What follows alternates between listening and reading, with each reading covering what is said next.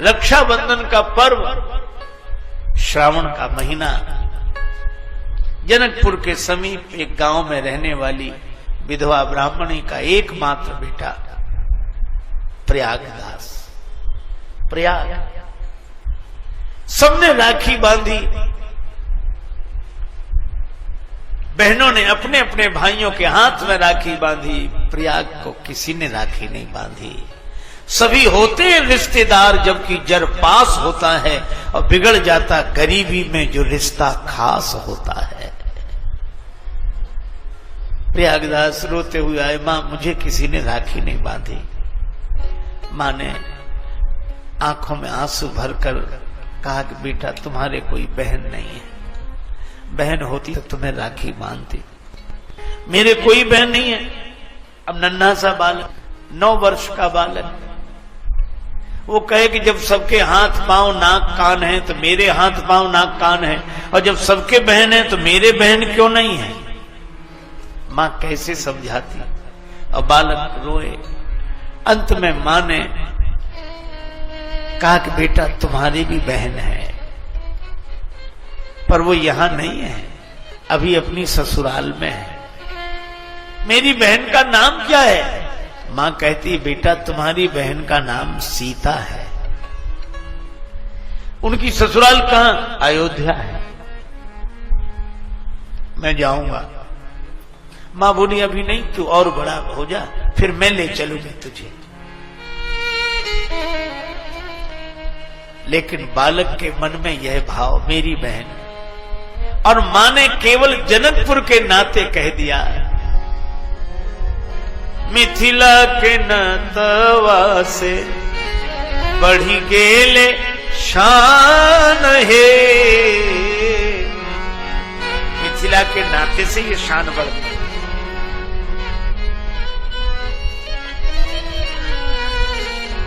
मिथिला जन्म भैले सुकृत महान है।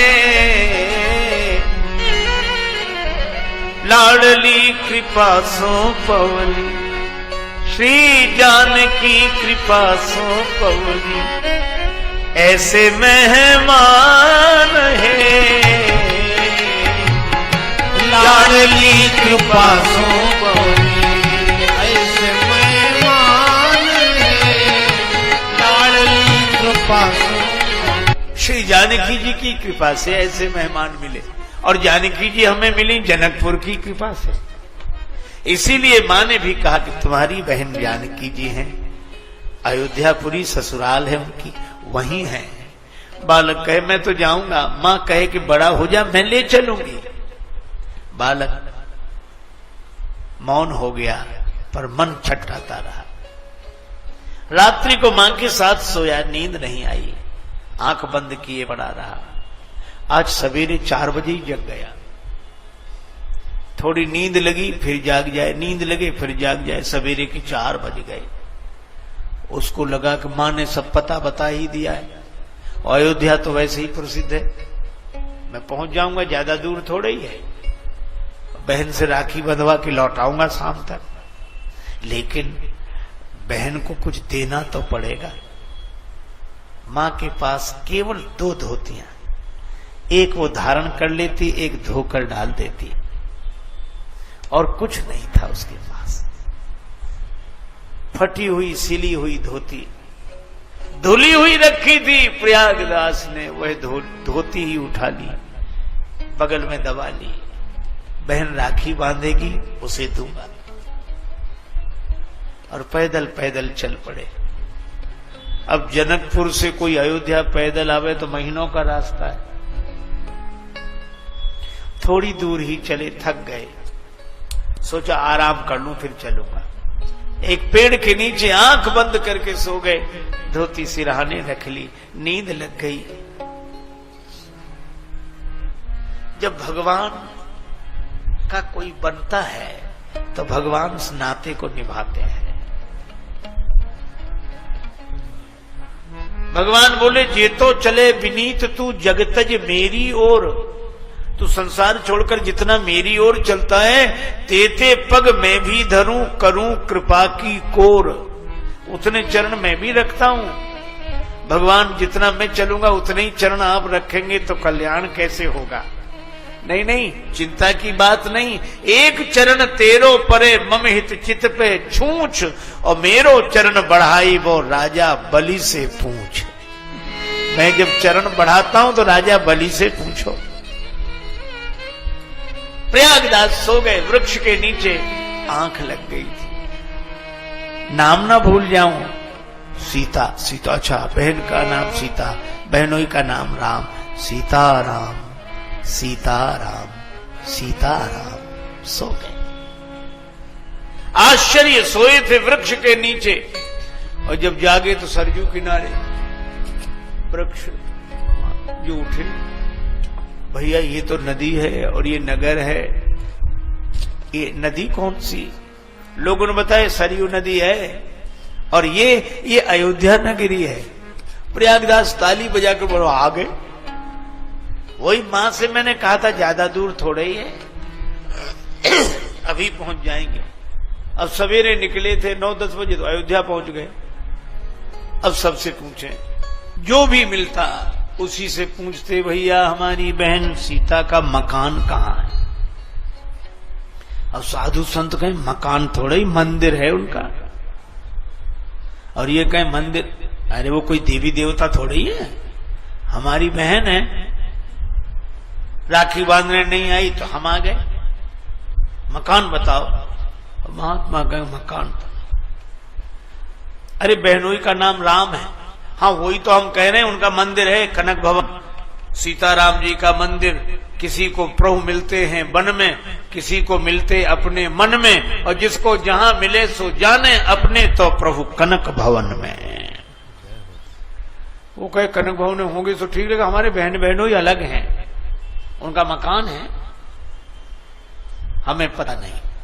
कुछ लोग कहते पागल है, पर इन्हीं बिगड़े दिमागों में भरे अमृत के लच्छे हैं, इन्हें पागल ही रहने दो, ये पागल ही अच्छे हैं। किसी ने कोई पता नहीं दिया। अब तो ये सोचने लगे मां ने इसीलिए मना किया था तो मत जाओ, इसीलिए मना किया था।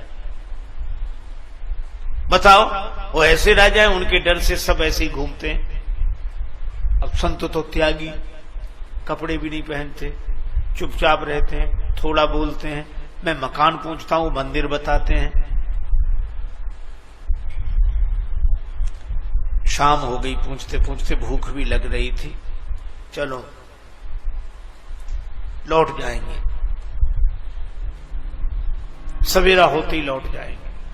वशिष्ठ कुंड के पास एक नीम वृक्ष के नीचे आंख बंद हुई, सो गए। अर्धरात्रि के समय में अचानक प्रकाश हुआ, आंख चौंधिया गई।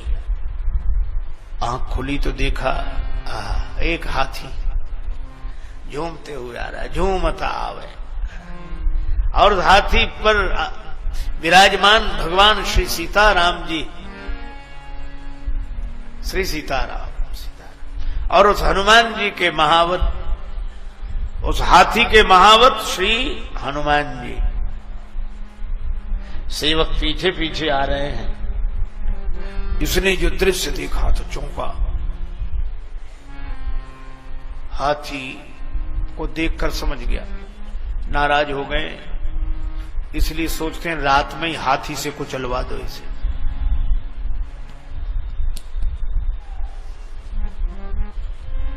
बड़े आदमी है ना, हम गरीबों से नाता हो भी तो बताने में शर्म लगती है।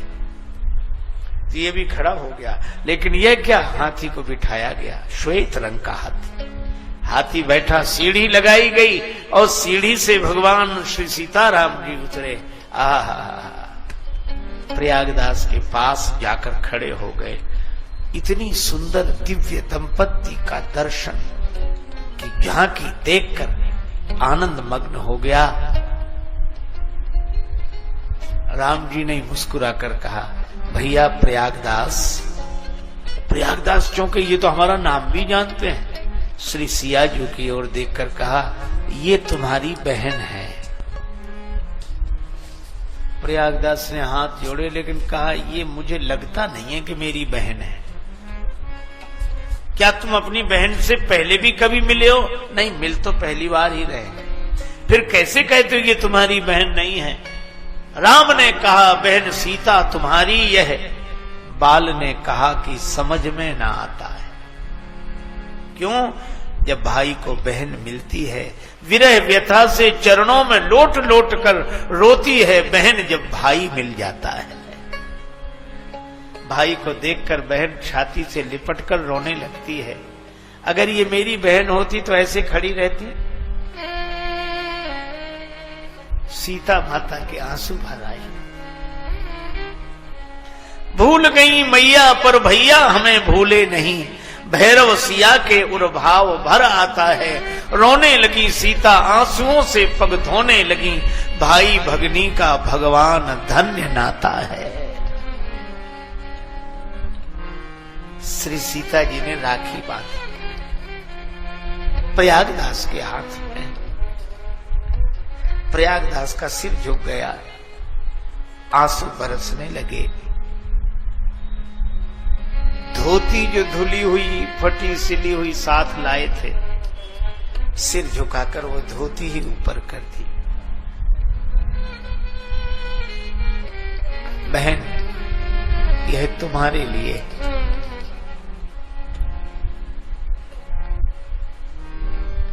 मेरे पास तो यही है।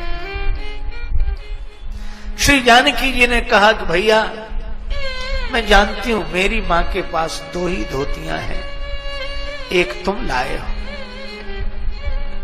वो एक धोती पहने रह गई, ये वापिस ले जाओ और मां से कहना कि उनके आशीर्वाद से मैं बहुत सुख में हूं, वो मेरी चिंता न करें। प्रयागदास को राखी बांधी। जानकी माता ने अपने हाथ से कुछ खिलाया। प्रयागदास भाव से भर गए। निर्निमेष नयनों से निहार रहे थे वह छवि, नेत्र प्रेमाश्रुओं से भरे हुए थे। धीरे धीरे वह दृश्य अदृश्य हो गया।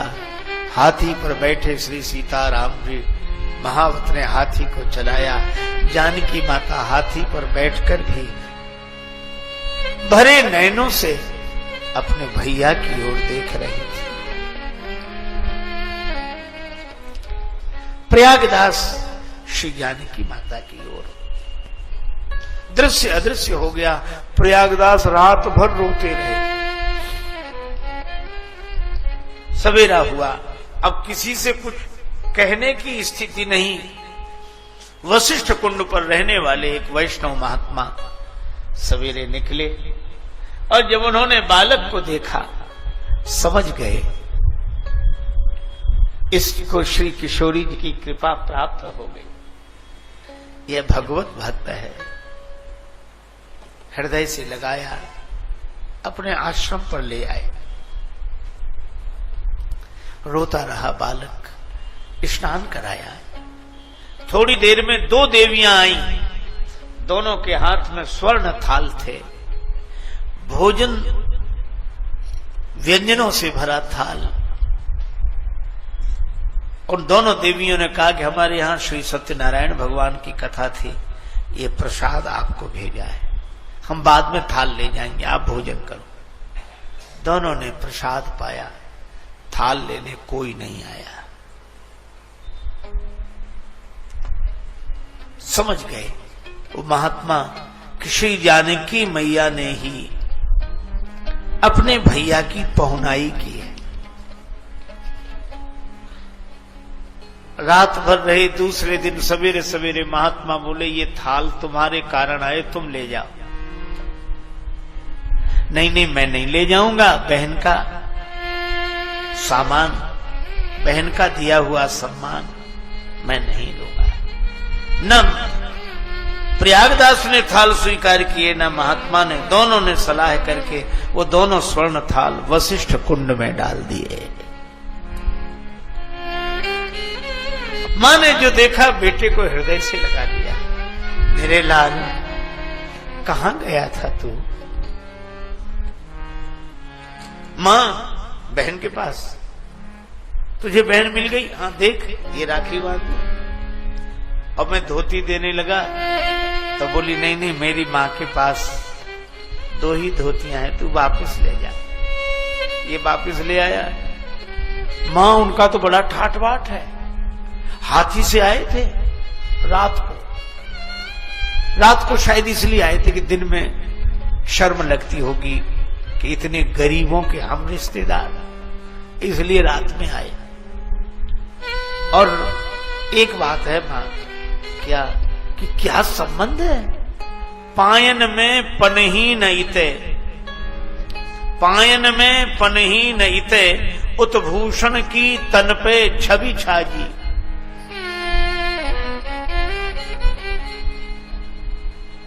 पायन में पनही न इते, उत्भूषण की तन पे छवि छाजी।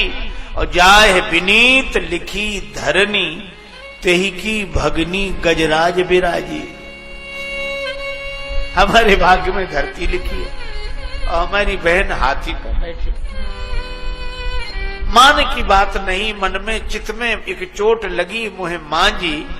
और बात कहीं बहनी दुई चारी, पे बोले नहीं बहनोई मिजाजी।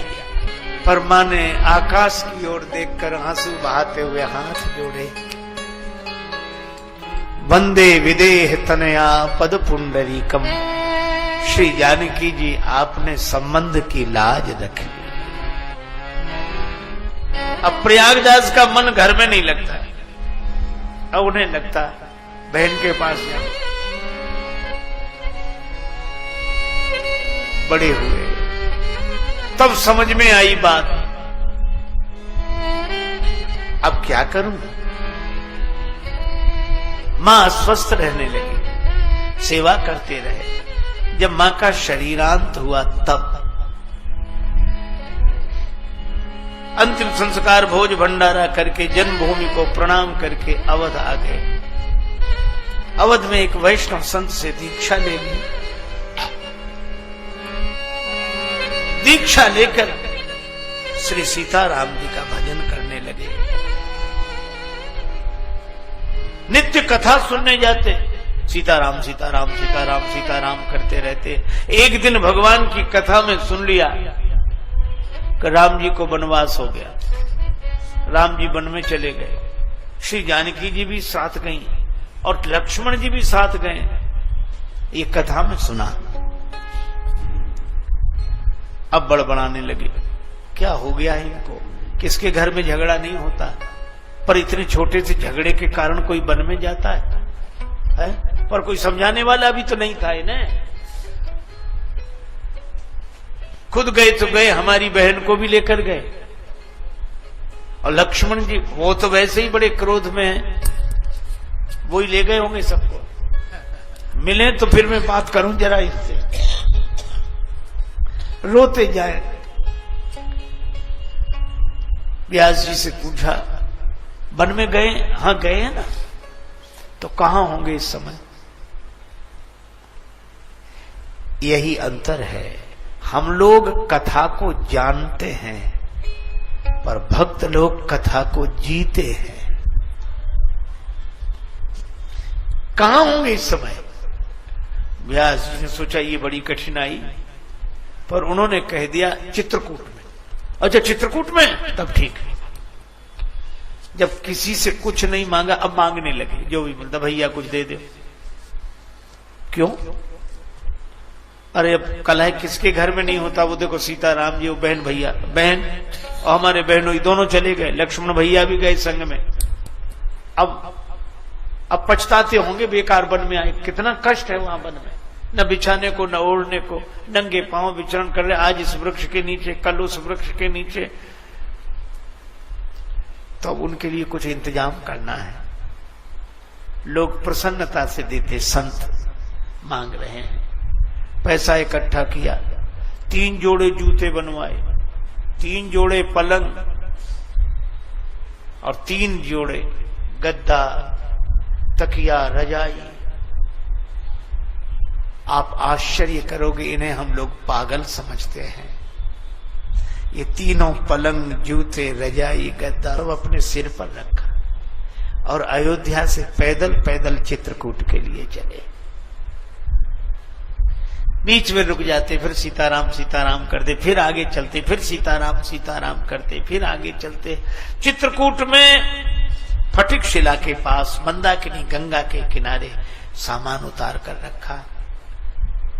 अब कहने लगे, कहां हो, आ जाओ, हम जान रहे हैं कि हमारे डर से छिप गए हो। सोचते हो कि पता नहीं क्या क्या कहेगा। कहना तो बहुत कुछ था, क्रोध भी बहुत था, लेकिन अब मैं कुछ नहीं कहूंगा। आ जाओ, मिल जाओ, मिलो। अब बहुत पुकार लगा मैं, नहीं आए भगवान। नहीं आए तो सामान वहीं रखकर फिर उठाया सामान, नदी के उस पार चित्रकूट के जंगल में घुस गए। अब घोर जंगल, मंदाकिनी के उस तरफ। कहां हो, मिलो मिलो, छिपने से काम नहीं बनेगा। और जब उस जंगल में घुसे तो भगवान श्री सीताराम लक्ष्मण जी के साथ प्रकट हो गए। प्रकट हो गए तो चरणों में गिर गए, रोने लगे। आप भी किसके घर झगड़ा नहीं होता, ऐसे बढ़िया महल छोड़कर जंगल में चले आए। ये देखो कितना कष्ट है आप, बहुत। हम आपके लिए पलंग लाए, एक एक पलंग ले लो। ये जूते लाए हैं, ये कपड़े लाए हैं। भगवान राम ने कहा कि भैया आपने कष्ट तो उठाया, लेकिन हम पिताजी के वचन से वन में आए हैं। हम जूते नहीं पहनेंगे, पलंग पर नहीं बैठेंगे, हमारा नियम है। तो उलाहना देते हुए बोले, पलंग पे न बैठेंगे न पहनेंगे जूते, बड़े व्रतधारी के बेटा बने हैं। ये कोई बात हुई? कष्ट पा रहे हो, ये स्वीकार करो। और रोने लगे। श्री जानकी मैया ने कहा कि भैया बहुत दुखी हैं, इनको आप अपने साकेत का वैभव दिखा। तो वही ऐसा चमत्कार हुआ कि बड़ा दिव्य सिंहासन श्री सीताराम जी विराजमान, यहां से वहां तक सेवक सेवकनी और आरती करने वाले, पूजा करने वाले, चमर डुलाने वाले, स्तुति करने वाले। और जो यह दृश्य देखा सो हाथ जोड़ के बोले कि तुम तो बड़े ठाठ से रहते हो, इतना सुख तो कहीं किसी को नहीं। अच्छा एक बात बताओ, इतने सुख से रहते हो तो ये दुनिया वालों को पागल काहे को बना रखा है? और वो पागल है तो एक हम जिंदगी में कभी मांगा नहीं, मांगते फिरे, तुम्हारे लिए सामान ले आए। भगवान फिर उसी रूप में आ गए। प्रयागदास बोले इस सामान का हो क्या? भगवान बोले इस सामान का आप उपयोग करो। भगवान को, श्री सीताराम जी को, लक्ष्मण जी को प्रणाम करके लौटे। एक पलंग रख लिया, जूते पहन लिए, पलंग उस पे गद्दा तकिया, पैदल पैदल चले। चित्रकूट से आ गए प्रयाग। प्रयाग में लगा था माघ मेला, मेले में नहीं गए।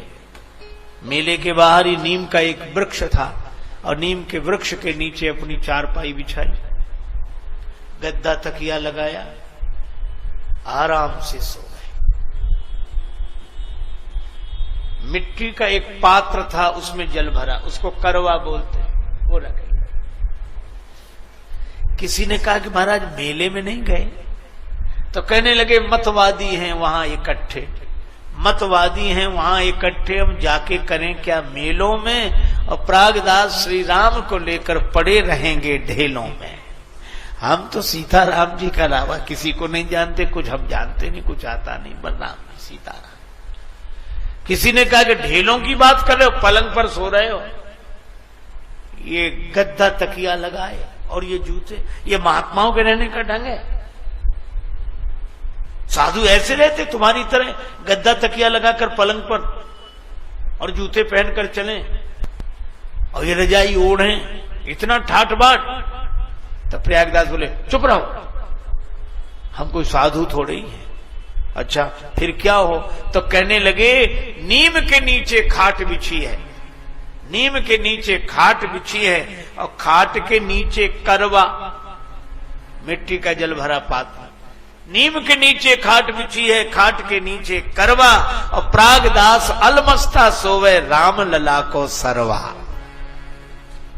हम तो राम जी के साले हैं, ये छोटे मोटे जागीरदार के साले ऐसे ठाठ से रहते हैं ताकि पता लगे कि उनके साले। हम तो महाराजाधिराज त्रिभुवनपति राम जी के साले हैं, तब क्यों नहीं ठाठते रहेंगे। यह है भाव, यह है भगवान को मान लेना। तो प्रयागदास को भी चित्रकूट में मिले, कोलभीलों को भी चित्रकूट में मिले,